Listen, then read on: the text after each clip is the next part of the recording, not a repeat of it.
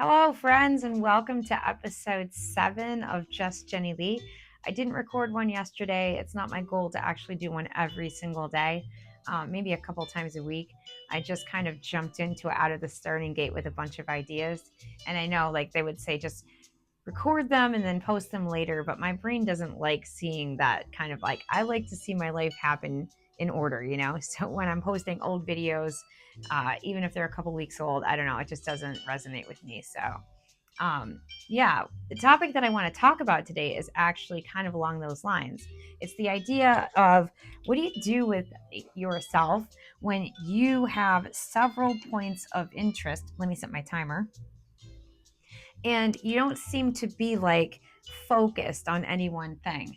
I'm sure that there are people who sometimes look at my pages or my social media accounts and are kind of like, well, what direction is she going in? Seems like she's kind of all over the place. And in that case, I would say, well, you're probably not wrong that it looks like that. I definitely am a jack of all trades, master of none. Um, but that gives me a lot of adaptability that I don't have, uh, that other people don't often have. So when it seems like I am capable of doing a whole bunch of things, I really am, but I might not be as proficient as someone who is exclusively focused on any one area. I don't think you need to feel bad for that, though, if you're kind of one of those ADHD, scatterbrained, absent minded professor types. Um, I have so many interests. So if you are to watch the vlog that I'm putting together over the last 2 days, you're going to be like, wow, this girl is all over the place. She doesn't have any focus. She doesn't really know what she's doing in her life. And it probably could look like that to somebody else who is my age, who has one job and doesn't really have a lot of different hobbies or interests or talents or skill sets. And I'm not criticizing those people. All I'm saying is for me that kind of existence is just boring and not really able to hold my attention. And so then it almost breeds like a depression or an anxiety in me. So when I've tried to learn to focus on any one thing, like, okay, all I'm going to be is this, or all I'm going to be is that. I'm going to focus on artwork. I'm going to focus on crochet. I'm going to focus on playing music, etc. What ends up happening to me is I actually just have less inspiration than if I weren't to try to narrow down my niche into one thing. I get very fatigued by certain things. So even if I love to crochet and I'm right in the middle of doing something and I can't put it down, I get fatigued and I need to rest. I need to rest my body. I need to rest my brain from that activity. Now, is it possible that maybe I just haven't hit upon any one thing that I could do 24/7 nonstop? It is possible. I can't picture what that might be aside from like hanging out on the beach maybe. But even then I feel like I could get fatigued from that and be ready for something else. Inevitably when I'm in the heat for a long time, I yearn for the fall. And inevitably when I'm in the winter, and then in the fall I yearn for the winter, in the winter I yearn for the spring. And I don't think it's just a matter of like always pushing myself ahead or always waiting for the next thing. I really do have a sense of mindfulness about each space and try to appreciate it. But at the same time, there's a piece of me that is excited and has anticipation for what's around the bend. And I think that's part of why I can get like fixated on things for a little while and then, shift gears. I get excited for what's around the bend. Um, so in my artwork, it is fun to be able to even use that capacity in me, or that predisposition, I guess you could say, and let that guide me with subject matter and mediums and concepts. If my artwork also seems all over the place and maybe not like linear enough, I'm sure you're aware of artists and you could see a pile of their paintings and you would know, oh, that's them, that's their paintings. Well, when I look at my artwork, I do still sense cohesiveness. I do still sense my personal style coming through. And I remember when I was in high school and I was first learning about artwork, and if you watch my other episodes, I'll tell you about sort of how I came to be an artist. I remember like in high school, in college, there was always this talk about your style, your personal style, you know? And it wasn't really talking about your wardrobe, although I definitely have, you know, what people might think of as an eclectic sense of style in my wardrobe as well. But that's just because I wear a lot of thrifted and hand me down and clearance and, um, you know, Goodwill, all that sort of thing. Um, Plato's Closet is one I really like. So, you know, I use a lot of other people's um, hand-me-downs as my wardrobe, and that's kind of an interesting thing for me to do because it gives me like a take what I have and get out of it what I can type of mindset. You know, this is what I have to work with. This is what I have to use, and so I have to make it work.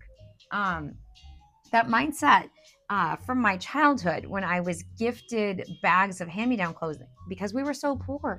A lot of times my parents didn't have clothes for, or yeah, money for clothes for us. They didn't have money for shoes. And so a lot of times I would be gifted hand me downs.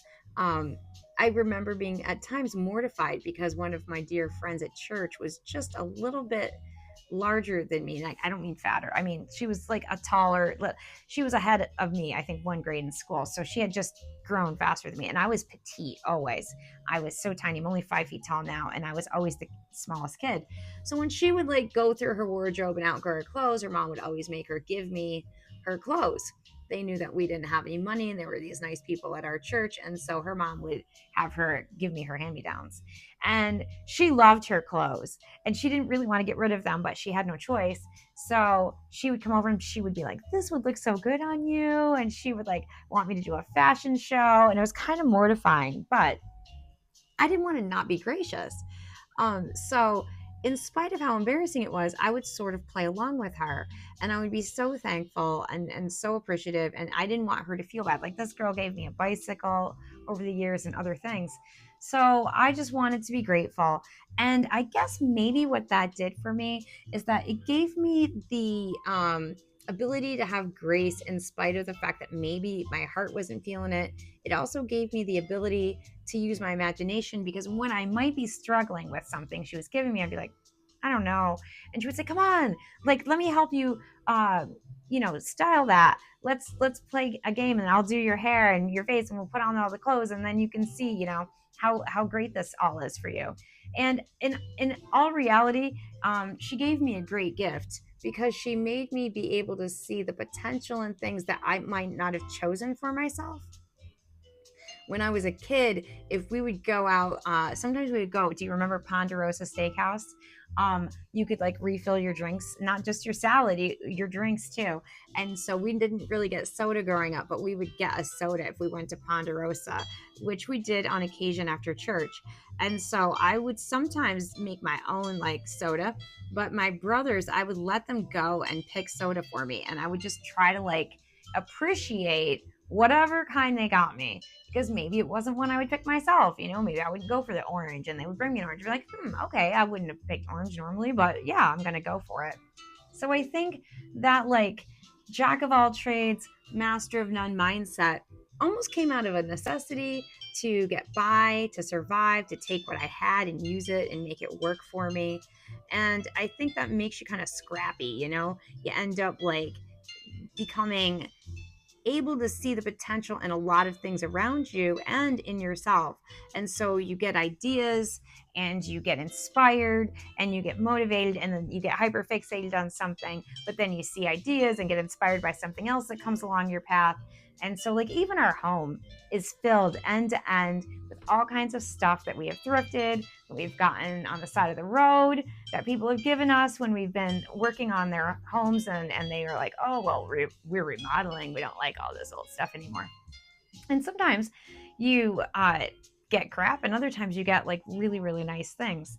I remember this one customer was like getting rid of everything out of her house. This one client we had, they were just really well off and they wanted to replace everything.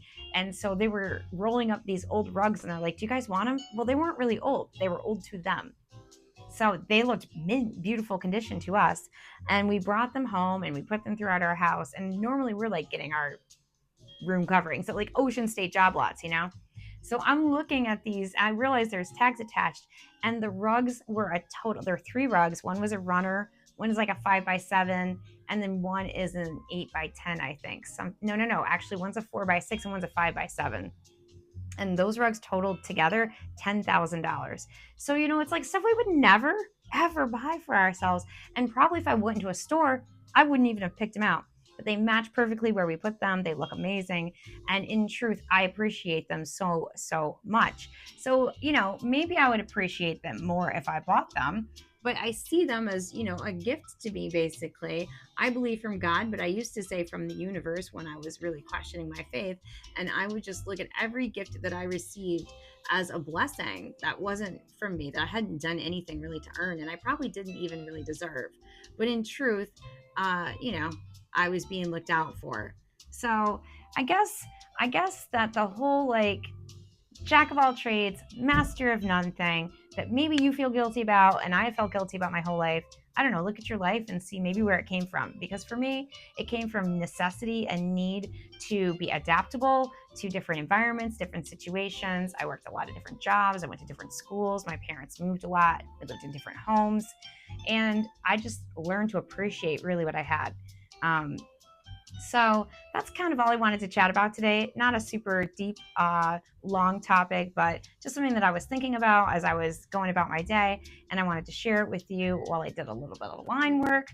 And I'm just so grateful if you made it this far in the video. If this kind of content appeals to you, then definitely like and subscribe and share if you want to. I'm trying to hit 1,000 subscribers. I would love to have you along for my journey, and I will catch you in the next video.